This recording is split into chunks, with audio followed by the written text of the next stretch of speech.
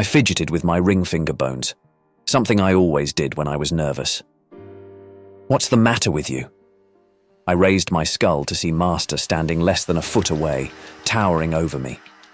Purple runes shimmered across his dark robe, flashing in tune to the orb he carried in one hand. I didn't say a word, as if I even could. I envied the zombies and the ghouls in the next group over. At least some of them were able to keep those flexible parts necessary for speech. I twisted the bone in my finger again. It didn't hurt at all, but the sensation did seem to quell my nervousness. Master sighed. "Make a fool of myself, asking a question of something that can't speak."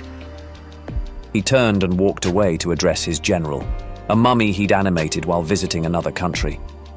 I paid no mind to their interaction. I only feared for my afterlife. What was Master thinking, bringing us here to animate the bones of a giant?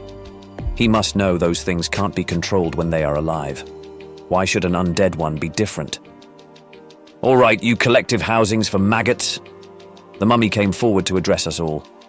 "Our Lord wants us to distract the giant once it's animated so he can perform the binding ritual and gain control over it.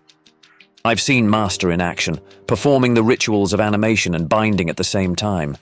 Due to the size of the giant, he must need to do them one at a time so he did not exhaust himself. Able-bodied flesh-bearers will act as ranged defense to draw its attention." The ghouls at the end growled a hurrah while raising their crossbows. "Other flesh-bearers will stay with Master's wagon and keep him moving behind the giant." All the other ghouls and zombies groaned. "He'll be harder to target if he's out of sight." The mummy turned to our group last. "Skeletons, you'll be at the front, drawing attention so the giant stays put. Of course, leave the expendable bone bags to get pummeled, only to reassemble themselves hastily with other skeletons' parts and get pummeled again. I hated having to wear someone else's bones. They rarely ever fit. They were awkward to control, and sometimes I got a femur mixed up with a humerus. One time, I accidentally miscounted vertebrae and ended up with a spine that was too long. My upper half flailed around like a rock in a sling. Cleanup afterward was an even bigger mess. All of the skeletons would attack each other trying to get their original bones back. This took so much time and caused so much trouble that we ended up carving them with unique symbols to identify who they belonged to.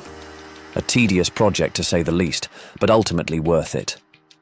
What I would give to have enough of my organs to speak my mind, if only once. The things I would say to this stuck-up stack of old bandages. "Everyone ready? Yes? Good, now get to it." The mummy general turned to join Master in the wagon. Everyone shuffled around to their places in the arena. Others had arranged the giant's bones in the center of the area, waiting to be brought to life. I ended up standing at the front of the group. Great, I'd be one of the first to get his bones mixed up. I fidgeted with my finger again, pinching it tighter than usual. I glanced at the wagon master and that damn mummy were hiding in. If I ever got the chance, I'd send that tissue wad back to the underworld. The ritual started, and the giant's bones started to shuffle and shake as they pulled themselves closer together. The thunderous sound of its limbs slamming into the ground made my own bones quake. At last, the giant stood tall, its skeletal figure as imposing as when it wore warm flesh. The creature leaned back to howl into the sky, but lacking lungs, no sound came out. Wooden bolts flew out to strike the beast from behind. The nimbler ghouls were already doing their job to distract it. I glanced at the upper ridge of the arena. Master's wagon was already on the move to take up a spot behind the beast. The other skeletons pushed forward, and I moved with them. No weapons in hand. We weren't to harm the giant, just annoy it so it stayed away from the archers. I leapt onto the giant's foot and grabbed on as best I could. It raised its leg to try to shake me off. Other skeletons got kicked around and fell apart when they hit the stone floor. Had I any lips, I'd have smirked, knowing I wasn't among the first to fall apart for once. Still clinging to the massive ankle, I glanced again at the wagon master was in. A purple light now shined from within, arcing across the arena to radiate a luminous mist over the giant's head. Thoughts raced through my mind about Master and that mummy beside him. Then, another thought invaded my mind. A thought that should not have been possible. a thought that no undead would ever conceive of their own master. I began to climb the giant's leg, past the pelvis, up the ribs, around the shoulder, and next to the giant's head. I'd finally decided that I had enough of Master's ill treatment. I knocked on the back of the giant's skull. It turned to look at me, and I pointed to Master's wagon. It swiveled back around to trace the magic down to the source in the wagon. The giant ignored all other attackers and lumbered toward it, one arm raised to bring down a massive bony fist. Master's wagon shattered into splinters under the impact. The mummy dove to one side, Master to the other. Master looked up and saw me riding the giant's shoulder, pointing a bony finger at him. "What is the meaning of this?" He threw a bolt of purple light at me. I ducked behind the giant's back, narrowly avoiding the attack. The giant brought its skeletal hand down, pinning Master to the floor. I climbed rapidly down the length of the giant's arm to meet the necromancer, eye-to-eye socket. I tore away his hood to finally see the face he'd always kept hidden from us. My jaw fell open as I saw who he truly was. A skeleton like me, but old, cracked in places and crusted in some black substance. Purple orbs hovered in his eye sockets, twitching and darting like the pupils of a frightened man.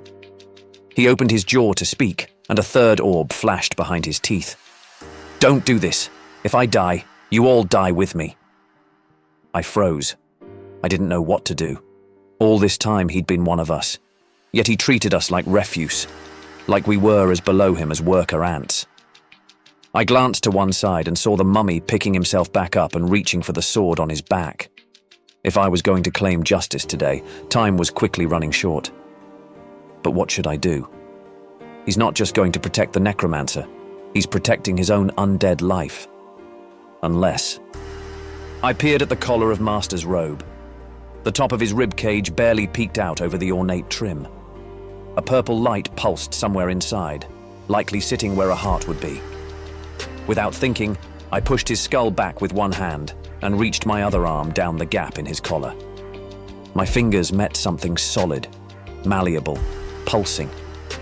I clutched it and violently tore it out.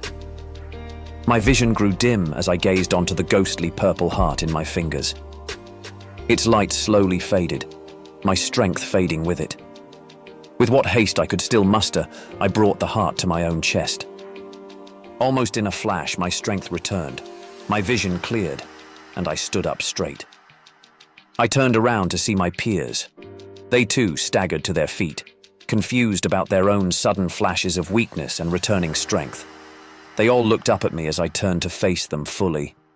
Purple veins glowed across my bones as phantasmal flesh appeared. I looked back at the necromancer, who now shuffled away from me. He raised a hand and started pleading, but no voice came from his empty throat. "Not so tough now, huh?" I shuddered. That was my own voice. I didn't realize that I'd attempted to speak aloud. The magic within the necromancer's heart gave me a voice. It gave me his power. I was Master. The sudden power shift left me intoxicated. The things I could now do, the beasts I could command, the armies at my whim. No, that was the old Master's ways. I'm the Master now. I lead my own way. I looked at the center of the arena where my skeletal kin stood. Even the bone giant stood motionless, entranced by what I'd done. I stood straight, confident in my ability to be a better master than the one before. I grinned through my phantom lips before my gaze narrowed, and I turned to the mummy. For my first order of business, I was getting rid of him.